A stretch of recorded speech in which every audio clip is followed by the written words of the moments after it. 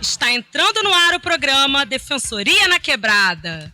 Nós, defensoras e defensores públicos, vamos compartilhar com vocês nossas experiências profissionais e também aprender o direito vivido no dia a dia da comunidade. Venham com a gente! Boa tarde, galera do Território do Bem. Bem-vindas e bem-vindos ao programa Defensoria na Quebrada. Eu sou Vitor Ramalho, defensor público estadual aqui no Espírito Santo, e sou um dos apresentadores do programa. O nosso programa Defensoria na Quebrada é uma iniciativa da Associação dos Defensores Públicos do Espírito Santo, ADEPS, com apoio da Defensoria Pública do Estado do Espírito Santo.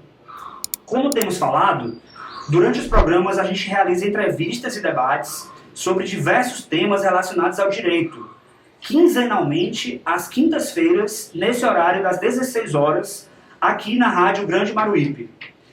Por conta da dificuldade de realizar o programa da última quinta, hoje, excepcionalmente, a gente vai apresentar o programa em uma terça-feira.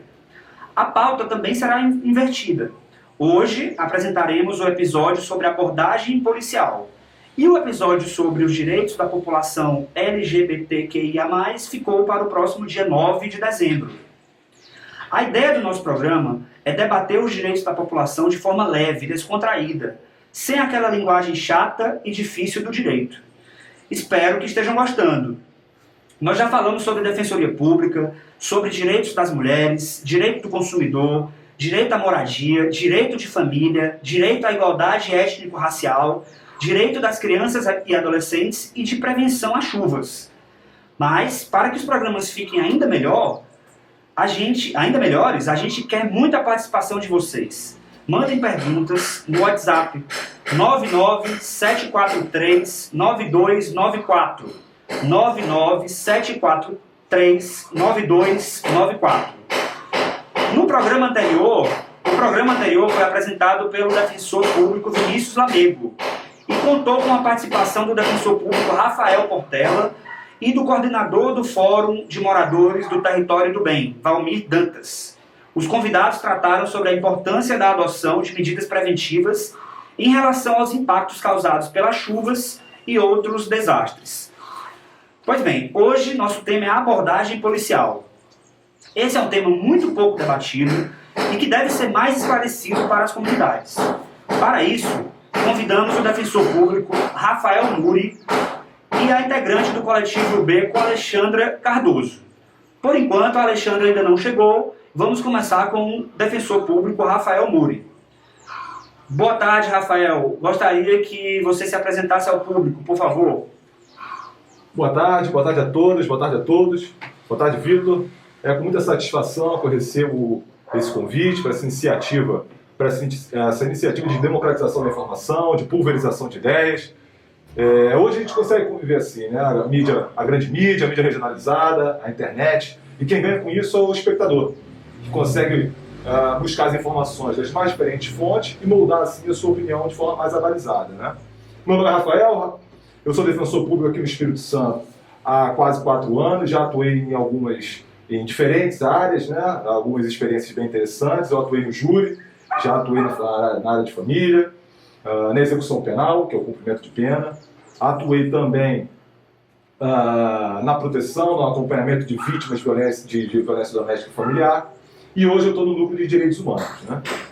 Hoje eu estou aqui, como operador do direito, e vou tentar com isso ser o mais objetivo possível na tentativa de esclarecer esse tema que é tão complexo. E eu espero conseguir ajudar a todos nesses esclarecimentos.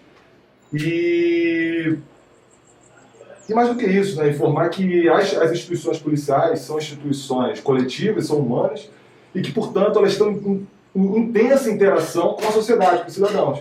E por isso que é importante que todos nós, policiais e cidadãos comuns, tenhamos consciência e ciência de quais são os limites da lei, quais são os nossos direitos, quais são os nossos deveres, né? Eu espero conseguir ajudar, pelo menos um pouquinho, a esclarecer essas questões. Maravilha, Rafael. Primeiramente, eu queria perguntar para você o seguinte: quais são os órgãos policiais que realizam abordagem pessoal e quais são as instituições que fiscalizam essa atuação? Pois é, Vitor. Para a gente conseguir mergulhar nesse tema, a gente precisa entender quem é que faz o quê, né? Hoje, a gente pode definir as instâncias policiais como duas, né? Duas principais, a Polícia Militar e a Polícia Civil. A Polícia Militar, ambas são, na verdade, subordinadas ao Poder Executivo, né? E fazem gestões diferentes quanto ao combate ao crime. A Polícia Militar tem uma atuação mais preventiva e de natureza ostensiva. Então, normalmente, é ela que está na ponta. Vai ser ela, muito provavelmente, que vai realizar a abordagem. De outro lado, a gente tem a Polícia Civil.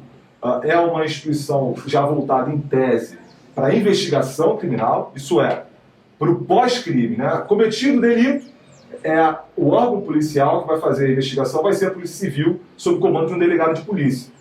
Ambas essas instituições possuem órgãos internos de correção, ou seja, são as suas corregedorias próprias. Elas fazem uma fiscalização inicial e imediata da conduta desses policiais. Mas, além disso, a gente pode destacar também o papel do Ministério Público. O Ministério Público é um órgão independente que faz a fiscalização externa da atuação policial e, em paralelo, acompanha também o delegado de polícia e a Polícia Civil nas investigações a respeito do cometimento e da autoria de determinados crimes. É o Ministério Público que nós mencionamos, nós dizemos no nosso jargão jurídico, né, que é o titular da ação penal. Ou seja, é o Ministério Público que vai, ao final das contas, após a investigação realizada pela Polícia Civil, entender se há ou não um crime e se há ou não uma autoria definida. Assim, ele vai peticionar ao Poder Judiciário, uma peça que a gente chama de denúncio, e solicitando, ou pugnando, pedindo para que o Poder Judiciário condene aquela pessoa. O Poder Judiciário, por seu lado, é um órgão imparcial, vai receber essa demanda, vai ouvir as testemunhas e a vítima, por exemplo, apontadas pelo Ministério Público, vai ouvir o acusado e vai ouvir as testemunhas do acusado. Ao final, vai levar tudo em consideração para, no final, julgar se condena ou não esse cidadão. Acontece que também é o Poder Judiciário que vai analisar a legalidade ou não de determinada conduta policial, principalmente quanto à abordagem. Então, se por acaso eu sou objeto de uma busca pessoal por parte da polícia, eu posso ir ao judiciário e questionar a regularidade e a legalidade dessa conduta.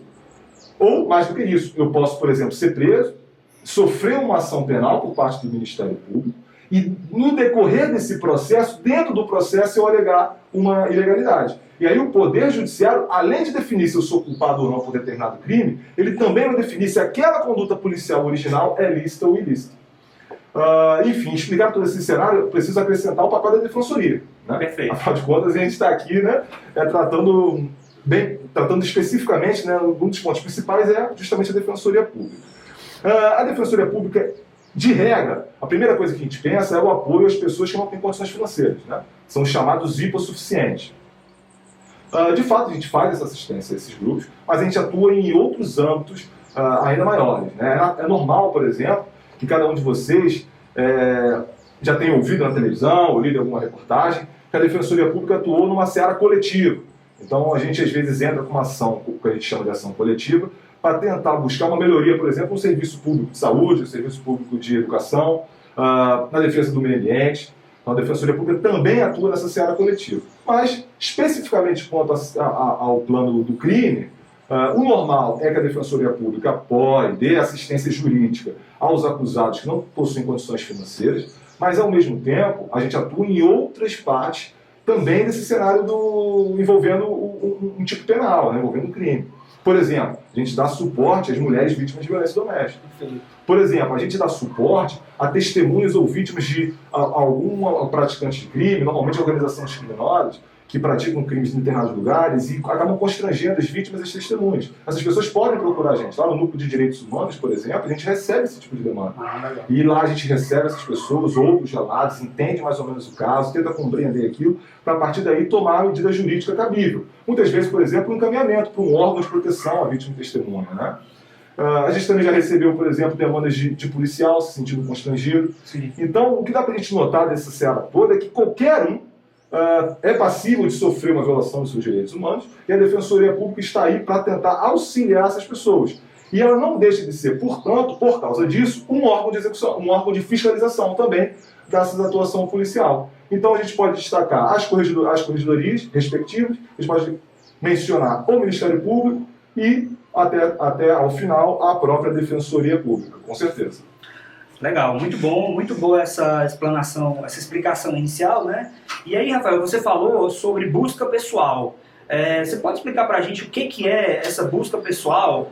E assim, quando a polícia vai fazer uma abordagem, toda abordagem tem que ter uma justificativa? Como é que é? Opa, estamos de volta, né? Então, para tentar esclarecer esse ponto, Vitor, vou tentar fazer aqui um desenho rápido, né? A busca pessoal, quando a gente menciona a busca pessoal, a gente está fazendo uma referência à revista pessoal, né? Ela é uma inspeção superficial dos corpos e bens de determinada pessoa para averiguação de suposta ilegalidade, quando houver uma motivação plausível, certo? O que acontece? Infelizmente, a nossa legislação, em específico o Código de Processo Penal, trata de maneira muito pobre esse tema. E eu vou ler para vocês aqui, só para dar uma ideia, do artigo que trata especificamente da figura jurídica da busca pessoal, né? É o 244. Ele diz: a busca pessoal independerá de mandado, no caso de prisão ou quando houver fundada suspeita de que a pessoa esteja na posse de arma proibida ou de objetos ou papéis que constituam um corpo de delito. Ou seja, o que a gente entende daqui? Que a busca pessoal não precisa de mandado, mas ela exige uma fundada suspeita. E a gente questiona o que seria essa fundada suspeita, né? Quem define, né? Quem define o que é a fundada suspeita? A legislação não define. Certo. E aí o que acontece? O que é a fundada suspeita para mim, pode não ser fundada suspeita para você. E isso já gera um conflito inerente à atuação policial. Às vezes, no próprio viés do policial, veja só a insegurança, ele pode abordar uma pessoa analisando que naquela circunstância há uma fundada suspeita e o seu superior pode entender que não. O promotor de justiça pode entender que não. O juiz de direito pode entender que não. E aí, o próprio policial de boa-fé pode ser responsabilizado administrativamente ou, inclusive, criminalmente por essa conduta. Por quê? Porque não há um tratamento específico dado pela lei. E mais ainda, o cidadão que é abordado. Esse, então, nem se fala. Porque a insegurança jurídica, ela é tremenda. Ela é tremenda. Se eu puder desenvolver um pouco mais o tema, como é que a gente consegue fugir disso? Como é que a gente consegue mitigar esse cenário, né? A gente consegue mitigar isso a partir do que a gente chama de jurisprudência. É um conjunto de decisões do Poder Judiciário, principalmente dos órgãos superiores, né, aqueles lotados lá em Brasília. E a partir dessas decisões, de casos concretos, a gente consegue definir o que os juízes estão entendendo que é lícito e o que é ilícito. Certo. E a partir daí a gente mensurar qual vai ser a nossa conduta, né, utilizar isso como um norte. E um exemplo clássico, que qualquer livro hoje da doutrina, né, qualquer livro hoje sobre o processo penal, ele menciona esse caso do Supremo Tribunal Federal, em que o caso concreto foi o seguinte: o sujeito estava num bairro que, segundo os policiais, era um bairro conflagrado, ele se encontrava com um blusão preto, e segundo os agentes de segurança, esse blusão preto seria capaz, por exemplo, de esconder uma arma de fogo. Então eles foram e abordaram o sujeito. E essa demanda nasceu, né, em qualquer bairro desses, e foi subindo até o Supremo Tribunal Federal. E lá ele disse o seguinte: olha, apenas por esses elementos a gente não consegue caracterizar a fundada suspeita, sob pena de gerar um grave abuso contra a sociedade. Deve haver uma razoabilidade nessa análise. Essa análise tem que acontecer a partir de dados concretos, não de subjetivismos por parte da pessoa que está realizando essa abordagem. O que é interessante nesse caso? Percebendo isso, alguns estados da federação vêm pautando, vêm construindo internamente, polícias militares, por exemplo, de outros estados, manuais de abordagem. Tá. Então, internamente, eles observam: opa, peraí, aqui tem uma omissão legal. Isso gera insegurança para todo mundo. Sim. Então, eu vou tentar trabalhar aqui um documento que formalize o que a gente entende como interessante, como correto fazer a abordagem, o que seria uma fundada suspeita, que aí os meus policiais e os meus cidadãos vão ter mais ou menos uma noção do que acontecer, do que vai acontecer, do que pode acontecer. O Núcleo de Direitos Humanos, o Núcleo de Defesa Agrária e Moradia, o Núcleo da Infância, a gente atuou junto, elaboramos uma recomendação e, inclusive, encaminhamos essa recomendação para as polícias militares, civil, da Secretaria de Justiça, tentando justamente demonstrar a importância desse tipo de documento, para gerar essa segurança, né? É como se fosse assim, mal comparando, mas como a lei é muito aberta, é como se fosse a criação de um critério objetivo, né, para saber o que é essa abordagem, né, nesses manuais, né? Exatamente isso. Entendi. Exatamente isso. Entendi. Outra coisa que seria importante a partir dessa discussão sobre a busca pessoal, é saber também quais são os direitos, né, do cidadão, quais são os direitos. Né? E alguns deles se destacam. Primeiro deles, o cidadão tem o direito de ter identificado o policial que ele aborda. Certo. Então, no caso do policial militar, isso é mais fácil, inclusive, por causa do uso da farda. A farda deve estar ali apontando a identificação dessa pessoa. Mais do que isso, ele tem o direito de saber o motivo da abordagem. Ainda que naquele momento do momento quente, né, digamos assim, em que não é possível formalizar um documento, por suposto, mas a verbalização do motivo é importante para que o próprio cidadão saiba por que ele foi abordado. Sim. Porque ele sabe que não foi um subjetivismo qualquer, não foi uma questão meramente pessoal do policial, não, foi uma questão objetiva. Então ele tem o direito de saber disso. A mulher, por exemplo, a mulher tem o direito de ser abordada, de sofrer uma revista por uma policial mulher. Né? O Código de Processo Penal até menciona uma exceção a essa regra, né? Ele diz assim, se não importar retardamento ou prejuízo da diligência. Mas isso aqui é tratado pela jurisprudência, pelas decisões do Poder Judiciário, como exceção da exceção. E, portanto, a regra tem que ser, sim, a abordagem de uma mulher por uma policial mulher. Da mesma forma, por exemplo, com a mulher trans e a travesti. Elas, por reconhecimento de gênero próprio, elas têm o direito de exigir que quem faça a abordagem seja justamente uma policial do gênero feminino. E no caso do homem trans, é necessário que se questione ele. Qual seria, até pela questão de integridade física e psíquica, qual seria a melhor opção, o que ele entenderia melhor e mais salutar para realizar esse tipo de abordagem sobre ele. Perfeito. Perfeito, muito bons esses esclarecimentos. A gente vai passar agora para uma outra questão, a questão da possibilidade da polícia entrar na casa dos cidadãos. Então, eu gostaria que você falasse quais são os casos em que a polícia pode entrar na minha casa e se é necessária a autorização da pessoa. Como é que funciona? Vamos lá. Diferentemente da busca pessoal, Vitor, a entrada em domicílio ela já é bem mais fortemente tratada pelo nosso ordenamento. Né? Basta dizer que a Constituição Federal, que é a nossa Carta-Mãe, né, a nossa Lei Suprema, ela já trata do tema nos seus primeiros artigos. Então a gente pode destacar aí 4 circunstâncias nas quais a entrada ao domicílio de uma pessoa pode ser feita por terceiro. De início, um desastre para prestar socorro. No segundo cenário, mediante autorização judicial por mandado, e aí tem que ser especificamente durante o dia. Em caso de flagrante delito. E, por fim, em caso de autorização do próprio morador. Né? Essas 3 últimas circunstâncias são aquelas que mais geram discussão, sem dúvida. A respeito da autorização judicial, né? É importante que ela aconteça durante o dia, e hoje entende-se majoritariamente que o dia é até as 18 horas, né? Claro que há uma discussão, mas aparentemente o que se dá segurança, novamente, né? O que a gente busca é segurança. Então, define-se em regra que seria até as 18 horas.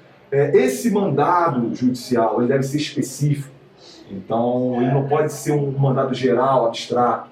Ele tem que definir exatamente qual é a residência que vai ser entrada. Não basta que vários imóveis dividam, por exemplo, o mesmo quintal, e isso vai autorizar a pessoa a entrar em todos eles. Tem que ser o mais específico possível. Mais do que isso, quando o oficial de justiça ou a autoridade policial que estiver com mandado for à casa da pessoa para realizar esse ato, ele deverá cumprir algumas formalidades e a pessoa, o morador, vai ter alguns direitos. O principal desses direitos é ser chamado e cientificado do mandado, que será lido para ele. Para quê? Para que ele tenha ciência, ele sabe que ele realmente é uma situação regular. Certo. Mais do que isso, ele vai ser instado também a abrir de bom grado a residência. E apenas se ele se opuser, é que será possível a utilização da força do arrombamento. Inclusive, quem sabe até ele ser responsabilizado por um crime de desobediência. Mas antes disso, ele tem que ser chamado lá para poder disponibilizar a entrada e acompanhar a diligência. Outra coisa, se não tiver ninguém em casa, um vizinho tem que ser intimado para acompanhar a diligência, para novamente dar regularidade ao fato. Certo. Impedir que as coisas aconteçam de maneira que ninguém veja. Né? É a luz que gera um ambiente mais democrático, digamos assim. Né? Mais do que isso, em relação à prática do interior do imóvel. Né? Isso também é uma causa de autorização para entrar no domicílio. Nesse caso, a grande discussão é o seguinte: em qualquer caso, havendo cometimento de crime no interior da residência, será lícita a entrada da autoridade policial, é aqui aqui que mora a grande discussão sobre esse tema. Então, assim, antes de a gente entrar nessa discussão, só para esclarecer, eu poderia resumir que, em regra, tem que ter um mandado assinado pelo juiz para que alguém entre na minha casa, não é isso? Exatamente. Perfeito. Exatamente. Aí, digamos, que agora você vai entrar nesse assunto, digamos, se, por exemplo, o policial ou então alguma autoridade pública não tiver esse mandado, ele pode entrar, mas em quais possibilidades? Exatamente isso. Se não houver o mandado judicial, ele só vai poder entrar em outras duas situações. Certo. A primeira delas é a prática delituosa no interior do imóvel. Acontece, porém, como eu mencionei, a discussão é a respeito de em que situações. Na verdade, hoje, o Poder Judiciário já definiu que não é possível que a mera suspeita de que lá dentro desse imóvel está acontecendo um crime, isso já justificaria a entrada. Ainda que o policial entre lá e verifique que há um crime. Então, o que é importante que aconteça? O policial ele tem que ter o conhecimento e terá que, depois da realização da operação policial, terá que registrar ao delegado de polícia e ao Poder Judiciário o que o levou a ter certeza de que há um crime ali dentro. Tá. Certo? Ou gravíssimas suspeitas, graves indícios de que há o cometimento de um crime. Não basta uma mera suspeita. Né? A gente tem um exemplo que dá para tentar definir bem, diferenciar bem. É o seguinte, inclusive por jurisprudência, por julgados, né? E um caso, os policiais estão andando pela rua e verificam o sujeito portando uma arma de fogo. Certo. Aparentemente um crime. Esse sujeito, observando ter sido visualizado pelos policiais, corre para dentro da sua casa. Opa, aí está desenhado um cenário que eu consigo presumir que lá dentro esse crime continua a ser praticado. É o porte de arma de fogo. Então o policial pode entrar na residência. Diferentemente, por exemplo, de um caso já julgado pelo STF também, de que a pessoa está caminhando pela rua, se depara com uma guarnição policial e, por algum motivo, assustada, ela corre de volta para dentro de sua residência. Não há nenhum cometimento de crime. E esse mero fato dela ter se evadido não autoriza a polícia a entrar na residência. O que a polícia pode fazer se for polícia militar, acionar a polícia civil e a polícia civil, entendendo que for o caso, fazer uma campanha na residência e pedir uma autorização judicial para fazer essa entrada. E aí entra no primeiro cenário do mandado judicial. O que não pode acontecer é a entrada, assim, na suspeita, na mera perspicácia inteligível de um indivíduo policial para botar em xeque a intimidade da pessoa, do morador. É interessante que você falou daquele exemplo anterior de um cidadão que estava com a camisa preta, né? E a mera suspeita de que tem alguma coisa ali já não permite que o policial venha abordar, porque não tem nada concreto, né? Só porque a pessoa está com a camisa preta. Aí é igual, né? Só porque a pessoa correu para dentro de casa também não quer dizer que tem alguma coisa errada só porque ela correu. Até porque a pessoa, quando vê alguma blitz, alguma coisa, é natural se assustar, né? Ver aquilo. Enfim, eu achei legal esse paralelo aí que você fez daquele caso lá, né? Eu entendi que parecido com uma mera suspeita, ou seja, uma mera suspeita não é capaz de fazer com que a polícia entre sem um mandado, né? Isso aí. A gente vive numa sociedade, num Estado liberal, né? A gente tem regras. Claro que a segurança pública é importante, mas também a intimidade, as nossas garantias individuais também são. E elas estão sempre em choque. E é natural que isso aconteça. E aí a gente está se definindo hoje aqui de maneira bem objetiva, em decisões judiciais. E esses são casos todos que eu estou trazendo aqui de decisões judiciais. Determinações específicas, né? E para terminar, se der tempo, se puder concluir, é a questão da autorização do morador, né? O que tanto a entrada em razão de prática delituosa e flagrante quanto a autorização de morador, elas podem acontecer a qualquer momento do dia, diferentemente do caso da autorização judicial. A grande questão da autorização do morador é o livre e espontâneo consentimento. O morador ele tem que autorizar a entrada na sua residência de maneira livre, sem coação, sem ameaça. É isso que a jurisprudência, as decisões do Poder Judiciário, mais uma vez, exigem. A gente tem um caso muito interessante, um exemplo do ministro Schietti, né, do Superior Tribunal de Justiça. Recentemente, decisão recente, ele discutiu essa questão da entrada no domicílio, da busca pessoal, e ele dá o seguinte exemplo, né? Mais ou menos isso, se não estiver enganado, mas o cerne é esse. É uma senhora, moradora de determinada comunidade, de madrugada, ouve bater a sua porta, ela abre a porta e ela se depara com um grupo de homens encapuzados, sem identificação, armados, e eles pedem autorização para entrar na casa dela. Quer dizer, não há aí uma ameaça clara, expressa, não há uma violência, mas ele diz, mesmo assim há um constrangimento. Não tem como admitir que isso seja considerado uma autorização. Entendi. Então, é esse tipo de discussão que a gente tem que entrar e perceber que não é qualquer tipo de consentimento que seria válido, né? Ele precisa ser sem esse vício. E mais do que isso, algumas discussões satelitadas ao tema. Quem é que pode autorizar a entrada no imóvel? O proprietário pode autorizar a entrada em imóvel que é ocupado por terceiro? Então, por exemplo, eu moro de aluguel, o senhorio mora no andar de cima, eu fui trabalhar. Vem a autoridade e pleiteia, pede ao senhorio, diz assim, eu posso entrar no seu imóvel? E o senhorio diz, é minha propriedade, pode sim. Não é possível. O que a gente tem que analisar nesse caso é a intimidade de quem vai ser violado, vai ser mitigada, enfim. Sim. É a intimidade de quem? Do morador que ocupa aquele espaço, e não do proprietário do imóvel.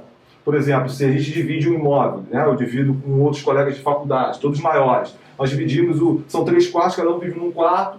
Se ninguém estiver em casa, só tiver um, ele vai poder autorizar a entrada, mas ele não vai poder permitir que os policiais entrem no cômodo de uso exclusivo dos outros que não estão ali. Então ele pode entrar na área comum, pode entrar na sala, na varanda, na cozinha, no quarto daquele que autorizou, mas não pode entrar no outro quarto. Interessante. Então, são discussões assim que às vezes a gente não para para pensar, mas elas existem e elas vão pulando. Cada vez que a gente pensa mais, a gente tem mais dúvida, né? Então, tem caso de pensão, caso de quarto de motel. Se ele está sendo culpado, ele é considerado uma casa, ele é inviolável naquele cenário, né?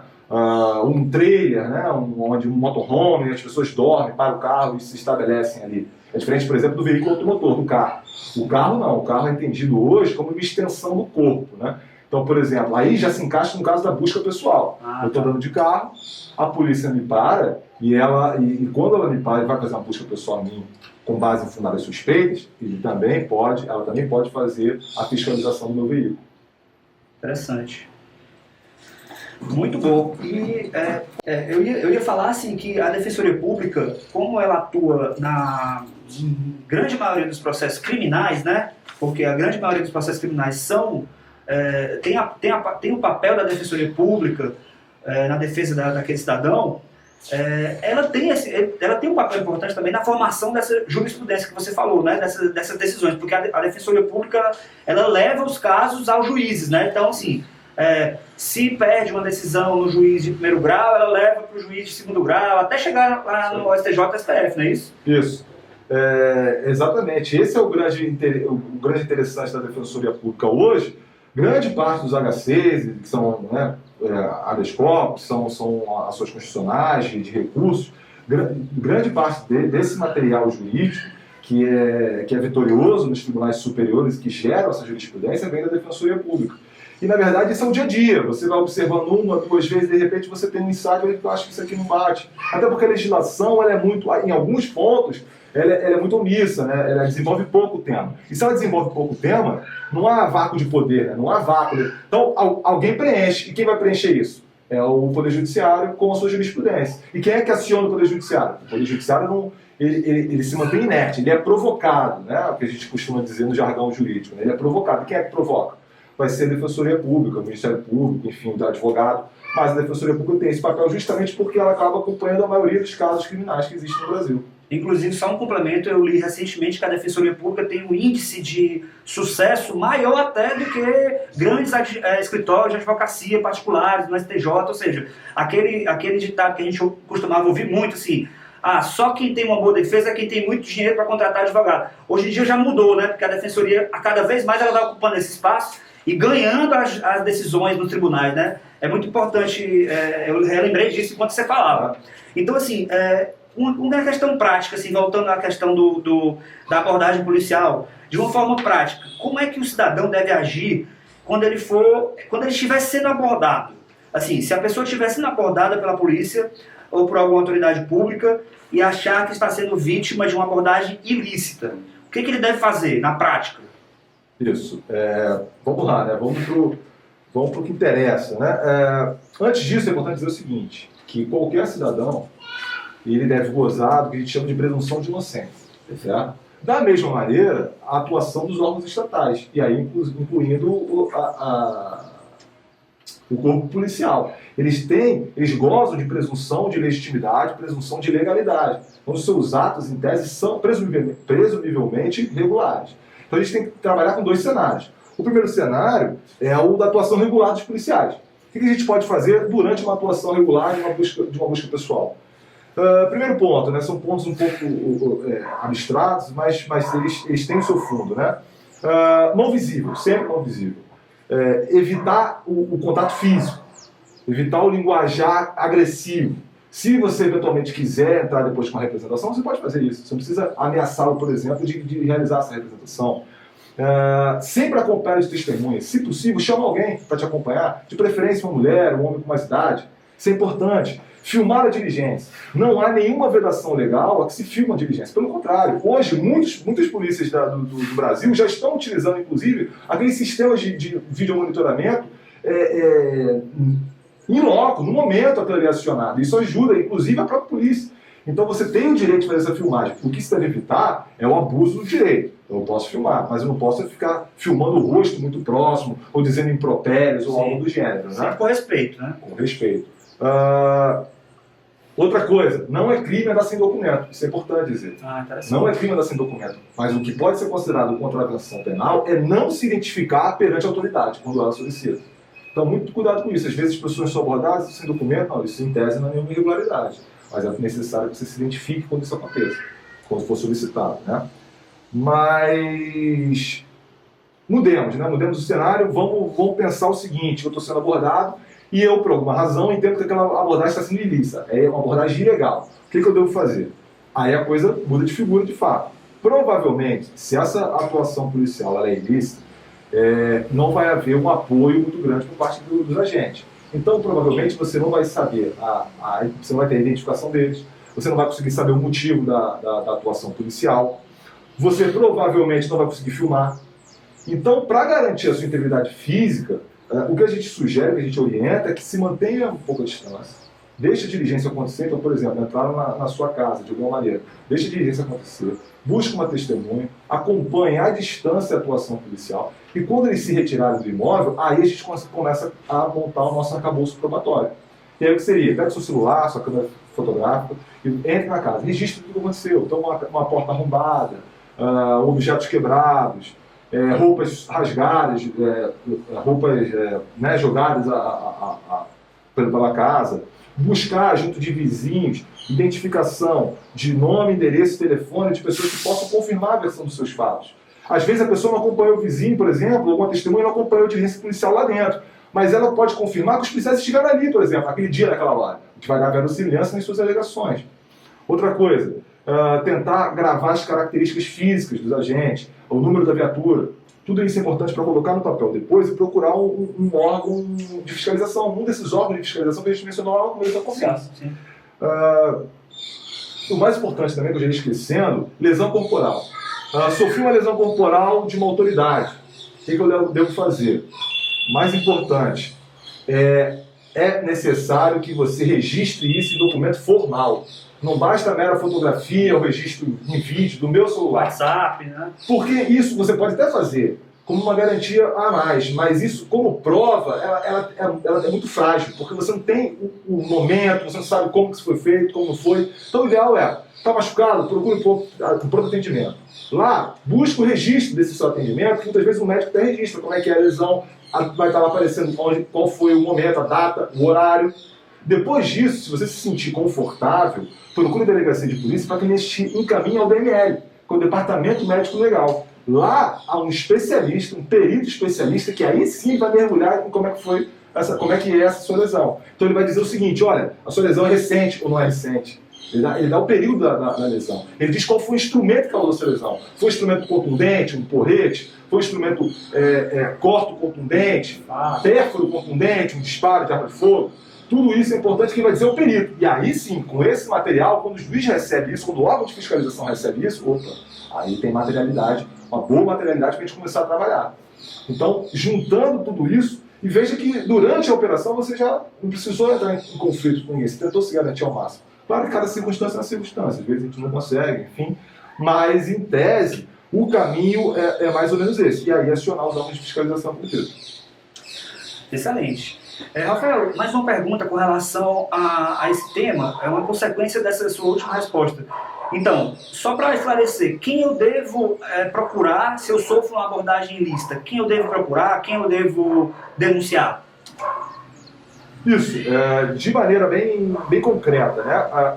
A gente mencionou os órgãos de fiscalização, a Corredoria, Ministério Público e Defensoria, a própria delegacia, se por exemplo a atuação for de outro grupo de policiais. O que a gente pode fazer é o seguinte: todos esses órgãos eles são abertos ao público. Você pode ir presencialmente, você pode inclusive fazer uma petição por escrito, escrever da sua maneira, e eles vão ter que te dar depois um retorno formal de que você lá esteve, um protocolo, digamos assim. Você pode fazer, inclusive, acionamento de todos esses órgãos, você não precisa escolher um só. Se você quiser, você pode fazer acionamento de todos eles. Mas, digamos que você esteja inseguro, né? Se você não tem muito conhecimento jurídico, tem medo em relação a represálias, a gente orienta a procura da Defensoria Pública. Procure um núcleo de defesa dos direitos humanos, que lá a gente recebe essa sua demanda, a gente senta, analisa o caso direitinho, verifica qual é o melhor caminho, se vale a pena oficiar todos os órgãos de fiscalização, se não, se vão buscar mais provas, o que a gente vai fazer, ou vão, por enquanto, manter isso aqui para guardar novos testemunhos, algo do gênero, e a gente vai passar uma orientação para vocês da melhor forma, né? Mais do que isso, a gente também pode analisar o caso e verificar se, por exemplo, é um cenário de uma ação indenizatória. Às vezes as pessoas também não querem uma responsabilização criminal até para se garantir, mas elas poderiam, inclusive, acionar o Estado, no caso do Estado do Espírito Santo, já que a atuação foi policial, para buscar uma indenização por danos materiais, se houve quebra da casa, ou por danos morais, se houve alguma atuação abusiva. Isso também é possível, e lá a gente vai analisar esse caso quando a pessoa vier a nos acionar. Mas só para terminar, também é importante dizer o seguinte: que a Defensoria Pública, a Polícia, a Secretaria de Justiça, o Ministério Público não são órgãos antagônicos. Longe disso. A gente a todo momento tenta atuar em conjunto. Até para elaborar, por exemplo, a questão da abordagem, né, do manual de abordagem policial. Todo mundo tem interesse, todo mundo quer fazer técnica, quer confluir o caminho do giz para a gente desaguar num resultado potencial que todo mundo almeja, que é uma atuação policial bem recebida pela sociedade. Todo mundo quer isso. E a Defensoria Pública ela pode atuar não só nesses casos específicos, concretos, individuais, como de maneira coletiva. Então a gente também pode receber entidades de sociedade civil, a gente pode receber esses órgãos públicos todos, não tem nenhuma dificuldade, senta para conversar, justamente isso que a gente quer. É tentar mitigar os problemas e conseguir alcançar um resultado positivo para todo mundo. Perfeito, Rafael. Muito obrigado. A gente vai chegando ao final dessa excelente entrevista. Hoje a nossa conversa foi muito importante, a gente trouxe muitos esclarecimentos importantes sobre o direito que todo cidadão e toda cidadã tem ao ser abordado em uma abordagem policial. Então, eu gostaria de agradecer a disponibilidade do defensor público, Rafael Nuri, por vir aqui participar conosco. No próximo programa, dia 9 de dezembro, estaremos de volta falando sobre direitos da população LGBTQIA+. E eu relembro que vocês podem mandar mensagens pelo WhatsApp 99743-9294. 99743-9294. Então, pessoal, é isso. A ideia do nosso programa, Defensoria na Quebrada, é fazer essa troca com a população. Nossa ideia, como defensoras e defensores públicos, é estar presente nas comunidades, nos bairros, nos territórios. É importante lembrar que a Defensoria Pública é um direito seu. A Defensoria Pública existe para garantir seus direitos, pois de nada adianta um direito no papel que não é colocado em prática. Portanto, procure a Defensoria Pública. Para maiores informações de como você pode acessar a Defensoria Pública, acesse o site www.defensoria.es.def.br www.defensoria.es.def.br. Nesse site tem todos os números do WhatsApp, todos os endereços e todas as formas para você procurar e entrar em contato com a Defensoria. Então eu agradeço a todos e todas que têm ouvido o nosso programa e continuem acompanhando as próximas entrevistas. Agradeço novamente a Rádio Grande Maruípe e até breve.